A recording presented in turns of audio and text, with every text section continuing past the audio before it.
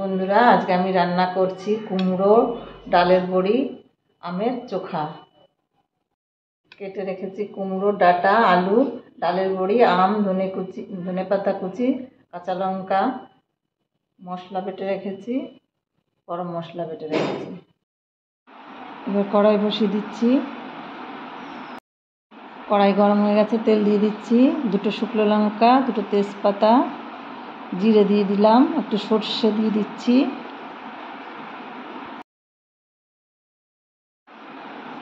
আলু ছেড়ে দিয়েছি, নাড়াচাড়া দিয়ে কুমড়োটা ছেড়ে দিচ্ছি।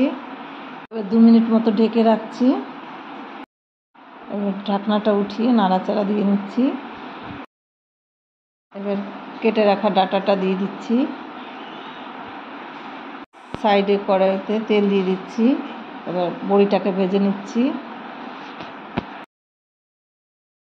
এবার লবণ হলুদ দিয়ে নেড়ে চেড়ে নিচ্ছি। এবার বাটা মশলাটাকে দিয়ে দিচ্ছি, নেড়ে চেড়ে নিচ্ছি। এবার আমটাকে দিয়ে দিচ্ছি। এবার বড়িটাকে নামিয়ে কড়াইতে দিয়ে দিচ্ছি। এবার নেড়ে চেড়ে জলটা দিয়ে দিচ্ছি, ঢাকনা দিয়ে ঢেকে দিচ্ছি।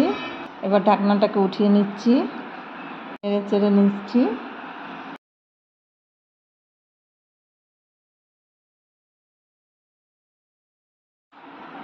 এবার সামান্য পরিমাণে চিনিটাকে দিয়ে দিচ্ছি, নেড়ে চেড়ে দিলাম। বেটে রাখা গরম মশলাটা দিয়ে দিচ্ছি, নেড়ে চেড়ে নিচ্ছি।